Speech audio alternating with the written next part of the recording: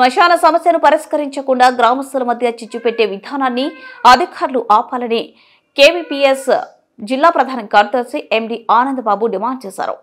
శ్మశానం కోసం కేటాయించిన సర్వే నెంబర్ 125, 126ను శుభ్రం చేసి ఉపయోగపడేలా చేయకుండా అక్రమంగా 113లో పూడ్చుకుంటున్న అధికారులు కిమ్మనకుండా ఇరు వర్గాలపై కేసులు పెట్టి గ్రామంలో ఎలాంటి రచ్చ చేయాలనుకున్నారని కేవీపీఎస్ జిల్లా ప్రధాన కార్యదర్శి ఎండి ఆనందబాబు మండిపడ్డారు.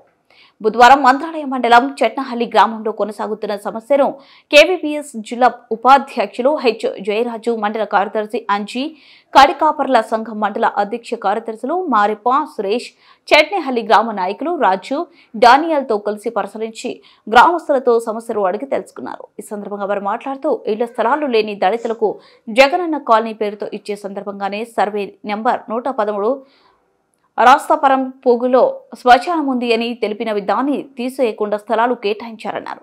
వాస్తవంగా సర్వే నెంబర్ 125, 126లో స్పష్టంగా శ్మశాన స్థలం కేటాయించినట్లు ఉన్నా అక్కడ సౌకర్యాలు కల్పించని కారణంగానే ఎవరు కూడా పూడ్చేందుకు వెళ్లే పరిస్థితి లేకుండా పోయిందన్నారు. కార్యక్రమంలో నాయకులు అనిల్, లక్ష్మణ, ఎస్ వీరేష్, అబ్రహం, విజయ్, చిన్న, తిక్కన్న, నర్సన్న, శాంతిరాజు, దేవపుత్ర, లక్ష్మారి, నర్సన్న తదితరులు పాల్గొన్నారు. అధికారుల ప్రక్రియ గాని అధికారుల యొక్క పని గాని ఎట్లుంది అంటే గ్రామంలో ఉండేటువంటి ప్రజల మధ్య గొడవలు పెట్టి సృష్టించే విధంగా దాన్ని మరింత పెంచే విధంగా ఉంది అని చెప్పేసి మేము భావిస్తా ఉన్నాం.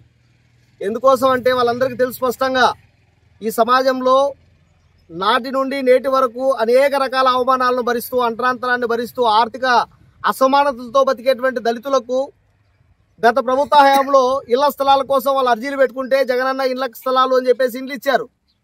ఆ ఇండ్లు ఇచ్చేటువంటి సందర్భంగా ఏ ప్లేస్లో అయితే వాళ్ళకి ఇండ్లు ఇచ్చారో ఆ ప్లేస్లో పక్కనే శ్మశానం ఉంది, శ్మశానంలో పూడుస్తున్నారు అని చెప్పేటువంటి విషయం తెలుసు. కాబట్టి ఆ రకంగా శ్మశానాన్ని బయటికి తరలించాలని చెప్పేటువంటి జ్ఞానం ఎందుకు రాలేదు అని చెప్పేసి మేము కోరుతా ఉన్నాం. వాస్తవంగా ఎక్కడో దూరంలో ప్రభుత్వం కేటాయించేటువంటి శ్మశాన స్థలం ఉంది. ఆ శ్మశాన స్థలంలో వాళ్ళు పోయే విధంగా అక్కడ ఉండేటువంటి సమస్యలను పరిష్కరించి ఆ శ్మశానాన్ని విస్తీర్ణం చేసి, లేకుంటే దాని కాంపౌండ్ వాళ్ళు నిర్మించి పోయేదానికి రస్తా ఏర్పాటు చేసి, శ్మశానంలో ఒక బోరేసి ఆ రకంగా వసతులు సౌకర్యాలు కల్పిస్తే గ్రామంలో ఉండేటువంటి ప్రజలంతా ఐక్యంగా అక్కడ పోయి తమ శవాలను పూడ్చుకునేటువంటి ప్రయత్నమో లేదో కాల్చుకునేటువంటి ప్రయత్నమో చేస్తారు. కానీ దుర్మార్గం ఏమంటే దళితుల ఇండ్ల మధ్యనే శ్మశానాలు ఉండాలా, వాళ్ళ బతుకులు అవే కదా, అప్పటిదాకా అంటరాంతరాన్ని అనుభవించిన వాళ్ళు ఇప్పుడు కొత్తగా అనుభవించేది ఏముంది అని చెప్పేటువంటి పరిస్థితిని స్పష్టంగా కనిపించే విధంగా చేస్తా ఉంది. దీన్ని మేము తీవ్రంగా ఖండిస్తా ఉన్నాం.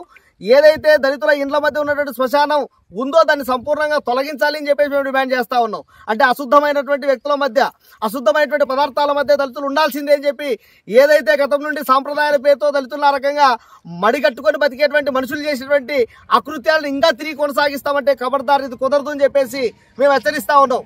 ఈ పోరాటం ఇక్కడిదే కాదు, అవసరమైతే ఈ దళితులందరి పోరాటం, ఈ పోరాటం దళితుల ఆత్మగౌరవ పోరాటం. ఈ పోరాటాన్ని అవసరమైతే జిల్లా వ్యాప్త పోరాటంగా, రాష్ట్ర వ్యాప్త పోరాటంగా మారుస్తాం.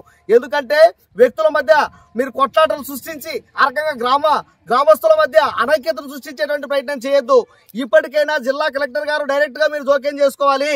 ఏదైతే దళితుల నివాసాల పక్కన ఉన్నటువంటి శ్మశానాలు ఉన్నాయో ఆ శ్మశానాన్ని సంపూర్ణంగా దాన్ని క్లీన్ చేయించి ప్రత్యేకంగా ప్రభుత్వమే కల్పించినటువంటి